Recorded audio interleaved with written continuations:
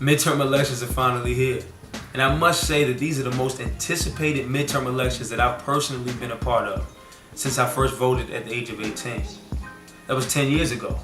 I'm 28 years old now. And I recently sat down with Charles Fall. Charles Fall is a Democratic candidate out of Staten Island, New York, who is currently seeking election to the New York State Assembly to represent District 61. My good friend and videographer Austin Dancy and I recently traveled to Staten Island to sit down with Charles for an exclusive interview where Charles and I discussed the election, the current state of the country, and of course what he's going to do if and when he is elected come Tuesday. Check it out, Karl Nelson, Intern Media. How did you first get involved in politics? What was that first spark? Yeah. What first sparked your interest in politics? Yeah, so I always had an interest in, I feel like in high school, history was always my strongest class, right? And when Obama won in 2008, it was very inspiring, right? Yeah, It was like actually one of the first campaigns I've ever worked on. Okay. And since then, every time I came back home, well, just to take a step back, I had a basketball scholarship to play out in Kansas, so basketball was always my thing, right? Okay. But I always had that history interest and political interest, right? Mm-hmm. Especially when Obama won his election. And since then, being involved in the political clubs at school, every time I came back home for like the weekend or a week during the breaks that we had during college, Yep. I would help out the Democratic Club out here on Staten Island.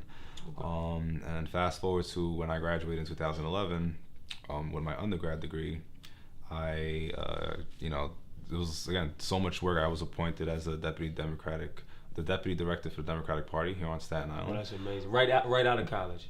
Right out of college, yeah. Wow. But also during that time, out of undergrad, and during that time, I also was doing my master's in public administration at Pace University.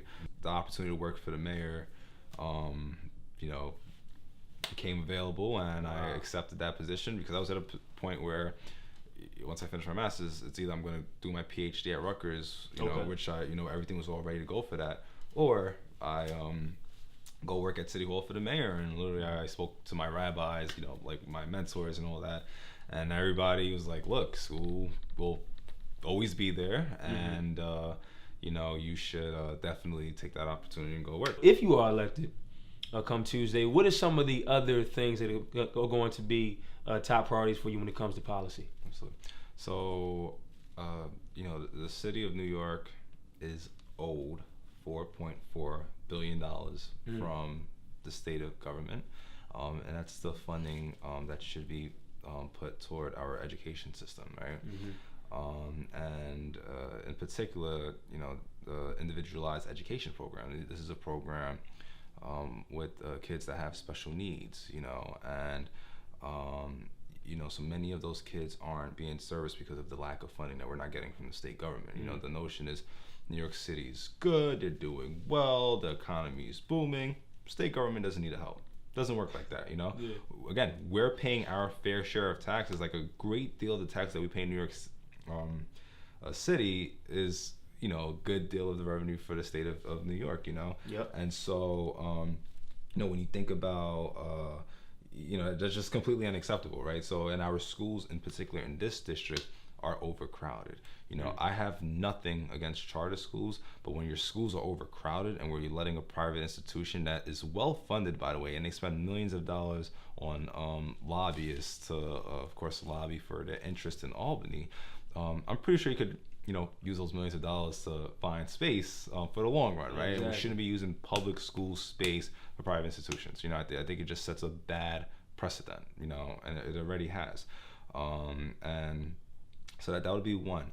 I think, when you think about the criminal justice system and how cash bail has really been, something that is of advantage to one group of people versus the other. It's completely unacceptable, right? So for instance, right,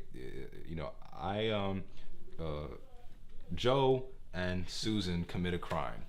Susan is very wealthy. Joe's not doing too well, and they both have a $50,000 bond, a $100,000 bond to get out of jail. and they're not deemed a public safety risk, right? So because Susan has the money, she could go home and spend some time with her family. Joe, unfortunately, doesn't have the money, so he has to stay behind bars. That's a problem, right? Because now you're adding a financial, item to why someone should be or shouldn't be in jail. Look at the story of Khalif Browder, right? Who ended up, taking his life away as a result of this, I know that you're part of the youth, obviously, but at the same time, being a politician, I'm sure that you're amongst the people on a daily basis. For you, what are you hearing from the people in terms of what they want to see take place from the midterm elections this year?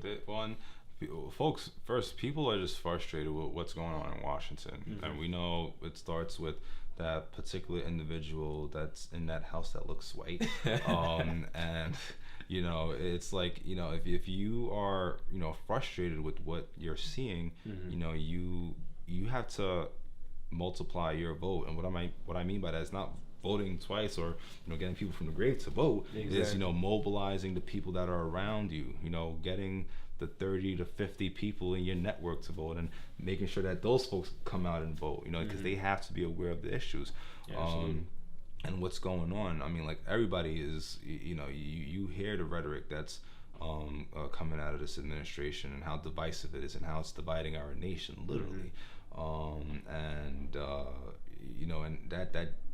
that is just unacceptable. It's like the ethics and morals is just like, it's almost non-existent with with what we're seeing right now, and complete opposite of what we saw for the past 8 years. Complete, you know what I'm saying? And is some of it for press attention, whatever it is, but it's a powerful position, and literally every word that comes out of our leader's mouth, it's gonna be scrutinized, because that's just how it is.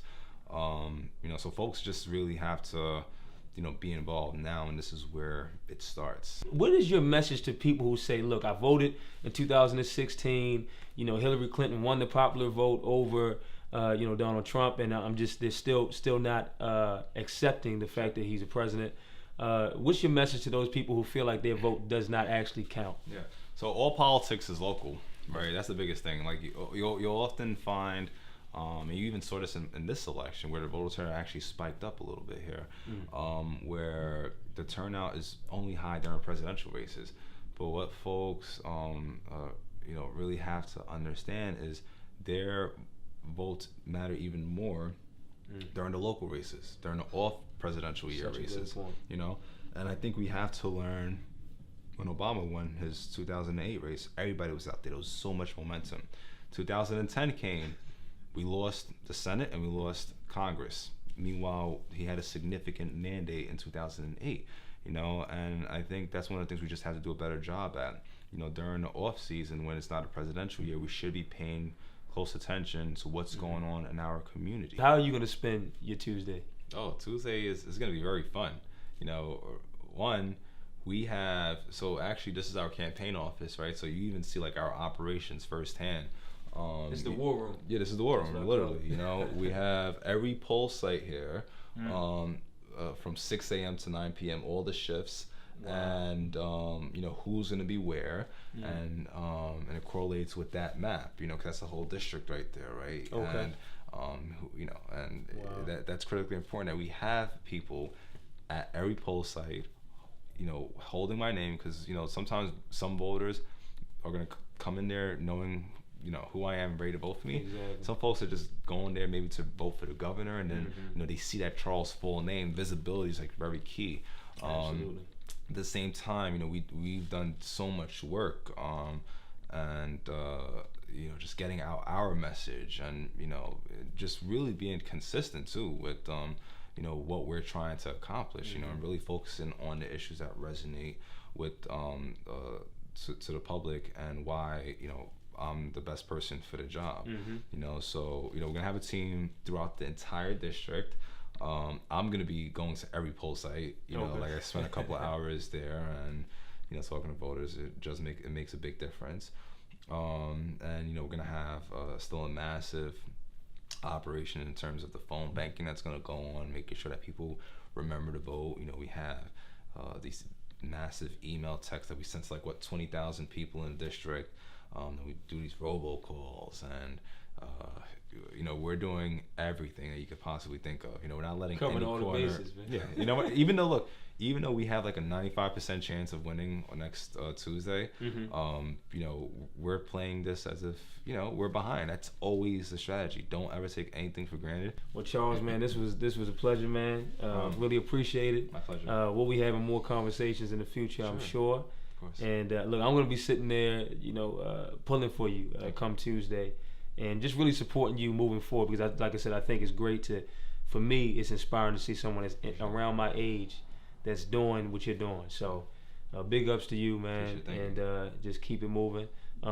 Ladies and gentlemen, Charles Fall. Thank you. Appreciate it. Just like my guy, Karl Nelson says from Intern Media, choose to be inspired.